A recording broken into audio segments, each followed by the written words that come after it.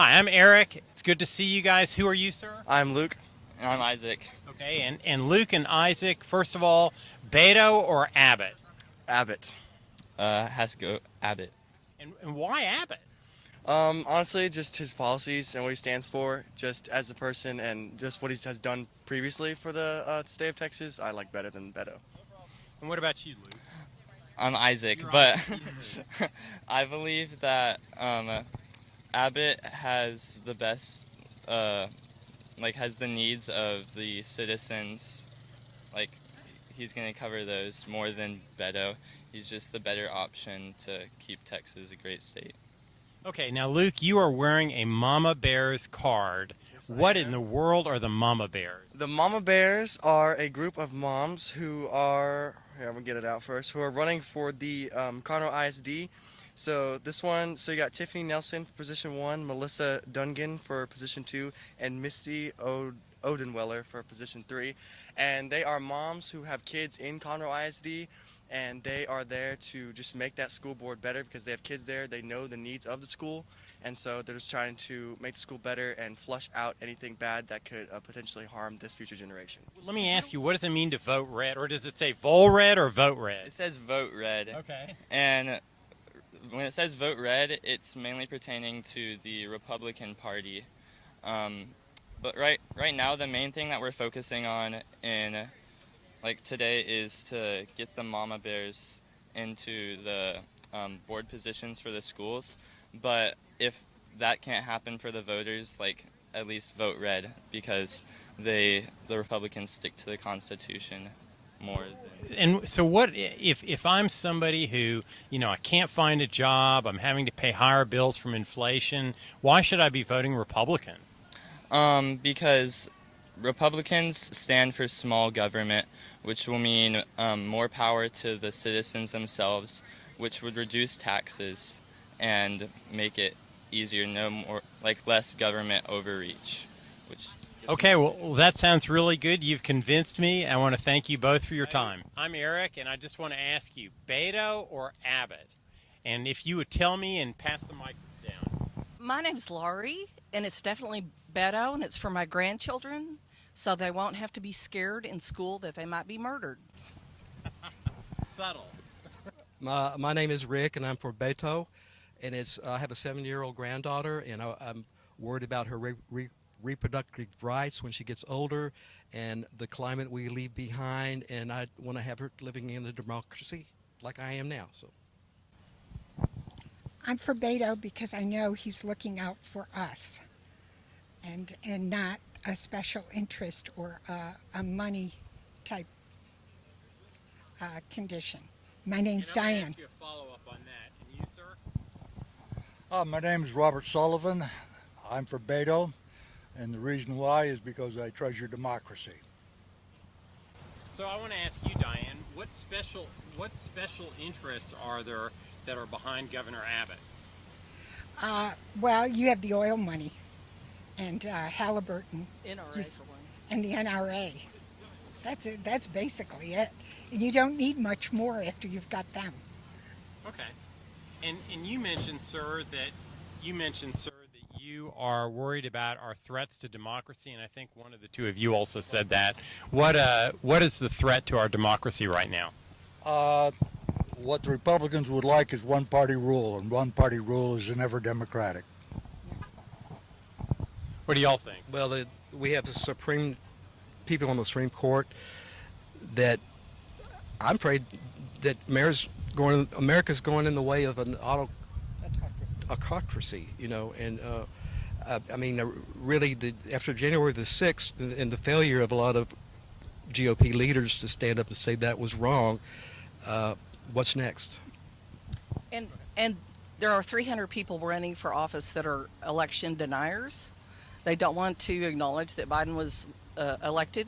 You mean nationwide? Yeah, nationwide, I'm sorry, yeah. And when they clearly and plainly say when they get into office that they won't, this will be our last free and fair election. And that's not democracy. That's dictatorship. Well, thank you all for talking to me. I'm here with Suzanne Rogers, who is one of the most famous and effective political activists in the history of Montgomery County. Suzanne, I've got a question for you. And I see you're kind of wearing a nonpartisan t-shirt, so that's why I'm intrigued. Yes, ma'am. Who is it better, Beto or Abbott? Obviously, Abbott. Why do you say that? Well, I think morals and values of Beto do not align with most of us in Texas.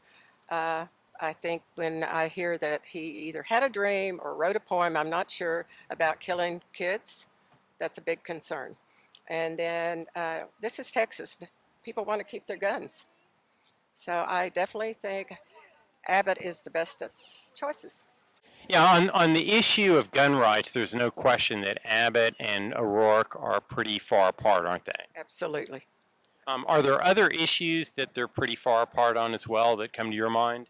Well, I'm not a fan of abortion, and I think that he supports that. And my biggest concern lately was just finding out that he wrote a poem or had a dream, I'm not sure which, about killing kids.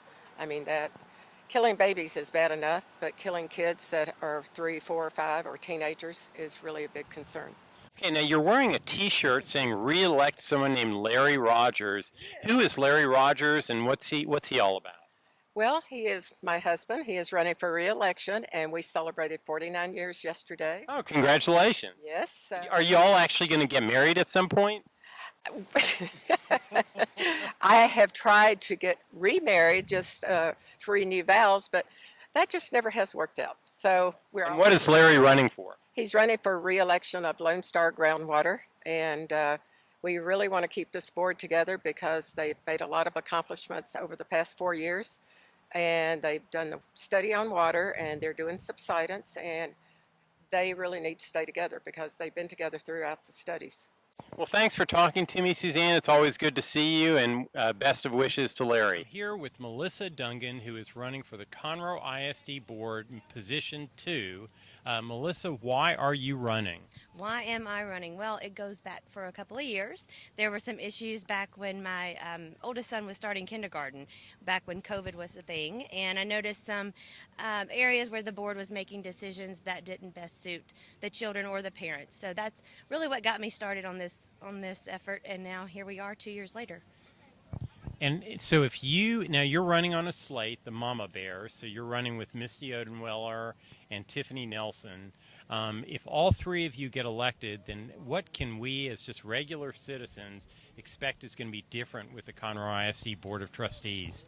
I think you're going to see a lot of things different. I think, number one, you're going to see some changes probably with the way that the budget is managed. I think we're going to question some areas of spending that the community would like to see questioned. And I also think you're going to see some changes with the way that decisions are made for things that are going on in our classrooms, and policy changes, of course. So when you say the way the budget is managed, can I then expect that I'll have a little bit more money in my pocket if the three of you are elected? I think you'll keep money in your pocket, but I think you'll be happy to see that the way that the monies that they currently have, because they are a well-funded district, and so I think the money that they are currently receiving is going to be spent it's going to be better managed, let's just say that, and spent on things that are causing some issues that we're seeing across the board. And we're going to get to the bottom of some reasons why we're over capacity at 50% of our campuses, but not sure about the other 50% of our campuses, so really need to look into that. One thing I've noticed about Conroe ISD board meetings is they never seem to really discuss anything. Right. Instead, the administration just gets up, does a PowerPoint presentation, tells them how to vote, and then they all go like this. Right. Is it going to change if the three of you are on the board? Yes, I think what's going to happen there is you're going to see a lot more question and answer, so to speak. I agree with you. During the board meetings, you see a lot of just nods and then yes vote. And so we're going to be there to make sure that the questions that are needing to be asked are asked and answered. Well, I hope you do, and I really hope that you do it in public at the board meetings as opposed to behind the scenes, even if your board meetings last 2 days. Sure. I'm good with that, too. I want the questions answered. Melissa, I want to wish you the very best of luck. Thank you. I'm here with Richard Franks, who is running for the Woodlands Township for which position? Position 3. Okay, and Richard is running as part of the slate that's with Preserve the Woodlands. Brad Bailey, Linda Nelson, and also Kyle Watson are on your slate. Correct. Can you tell us a little bit about yourself and why are you running, Richard? Sure, be glad to. First of all, I got interested in this entire situation during the incorporation debate of last year. As a former city administrator, I have a great appreciation for the system we have here. It's the best of both worlds. I would have given anything to be a city administrator of a position like this. Secondly, like the township. yes, like Okay. the township, be fabulous situation. Secondly, I am a newspaper person, and I feel very strongly about the need for more accurate, reliable, and accountable information than we receive sometimes. I also believe the village presidents should have more say in what's going on in this township. So I propose the Village President's Council, which would be a formal advisory board to the Township Board, and in fact take back to their own villages any sorts of proposals, procedures, or community-wide interest events. I want to have them have input. I also want to take, again, as a newspaper guy, a full page in community impact every month. On half of that page is going to be what the board did last month, and on the other half of that page is going to be what's coming up. I'm also supporting a 20% homestead exemption for all resident property owners. So that's kind of what I'm in, and my slate's a great bunch of people. We're diverse. We all believe in the kind of philosophies that we've talked about. I appreciate your time. Let me ask you, Richard, as I understand it, there's quite a bit of money that was socked away to pay for incorporation that the township has accumulated over the years. Do you know how much money that is, and what would you want to do with those funds? Well, we know we have a $125 million reserve, plus or minus. It's hard to track the money, quite frankly. Okay. We have a bit with some of the fun shell games, I guess I would call it. They change the titles and all those kind of things. But we know there's 125 million plus. I'm not sure whether that includes the 20 million that was specifically set aside for incorporation and the 15 million that was set aside to buy the property at Lake Woodlands and Grogan's Mill for a proposed city building. So if you add that in, it's well over $150 million. Okay. And what would you propose that the township do with that money? Well, I think first of all, we need to have community input on whether or not there's a desire for the community to have something to do with that money. For example, you hear a lot of talk about an arts center. I'd like to do a genuine community survey and say, okay, what is it kind of a facility do we not have here that you all think would be good? Is this a good use of our money? The other thing we can do is obviously lower the tax rate. Well, Richard, that sounds like good news, and I wish you the very best of. I'm here with Craig Rickard. Did I pronounce your name correctly? Yes, sir. Okay, and you are running for the Woodlands Township Position 1. Yes, sir. Why are you running, Craig? Running to make a difference. I'm a 22-year resident. I've not been involved with local politics, and so I decided to get involved. I had a Mud 47 deal that I found out about through Laura Norton, and I was passionate about some of these tax dollars that are moving around through the muds, and so I took a closer look at running for the township to try to bring some attention to some deals and try to protect residents. Well, anyone who is a friend of Laura Norton must be a serious candidate. Laura's a real rabble-rouser. She's the godmother to my fourth son, and she's really? she's my neighbor. Wow. And so we've been very close with her, and she's done some really great work. And so bringing that transparency to the residents of the Woodlands is important to me. So you said you wanted to make a difference. I mean, what is the difference you would make if you're elected? I think bringing better communication to residents is key. I think a lot of us are just uninformed. And so I want to try to protect what George Mitchell's had built and the direction we're going. So I really love what the Woodlands is right now, and I want to try to protect that hometown. Now, you're running for the position that Gordy Bunch is vacating, isn't that right? Yes, sir. Gordy has been just an enormous asset to this community. You'll just never see any elected person more prepared for meetings, more knowledgeable. I mean, are you going to be able to fill his shoes? Those are big shoes. No, he's an incredible man. I've only met him since I got involved, after I decided to run. And his ability, his cognitive ability, and his memory, and just the fortitude that he has is incredible. So they're huge shoes. I'll do my best. I'm a hard worker.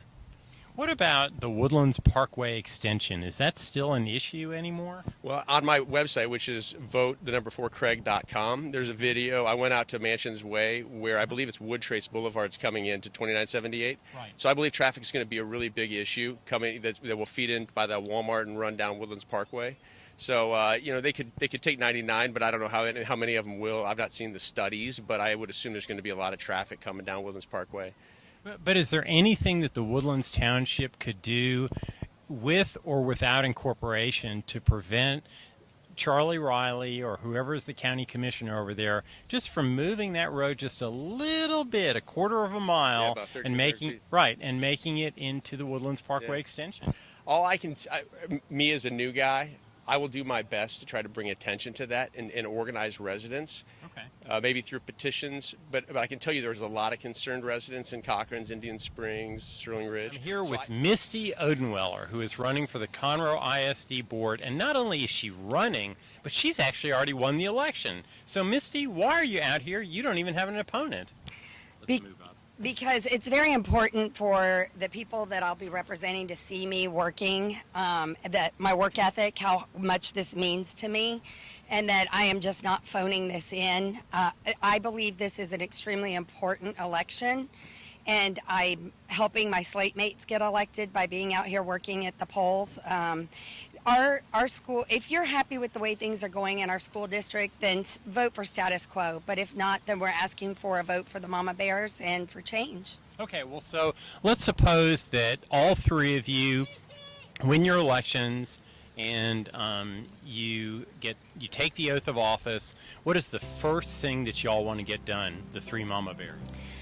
The first thing I'd like to see done would be to address our discipline code at the moment, because we have a major discipline issue, and across the board that makes a difference in the classroom and education.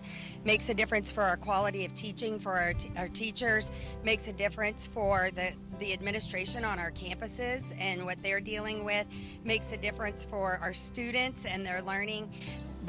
What's wrong with the discipline code? We are allowing way too much to happen. The teachers are very trained and experienced in classroom management skills, and those aren't enough. And so once you get to a state where you have to refer a student to the administration principal's office, AP's office, a lot of times they're being told to just return them back to the classroom. They get a lollipop, a bag of chips or whatever, told don't do it anymore, and they get sent back because it's just out of control and they can't handle all of the discipline issues at one time. So that child has now learned, as well as all the other students that have seen this happen, that nothing's going to happen to them if they do something wrong. So what happens, they get back in the classroom and nothing changes. And our teachers are feeling they have no support. Parents are frustrated because there's no learning going on. And all of this is in order to make our district look better for low discipline issues. Misty, what are the other issues that are the big ones in this race? We have a real problem with many students not being diagnosed with their learning disabilities. I'm a parent I raised a child with learning disabilities. I understand what that means and how difficult it is, and that identification needs to happen before age 8. Well, Misty, I want to thank you for talking with me, and I want to wish you the very best of luck.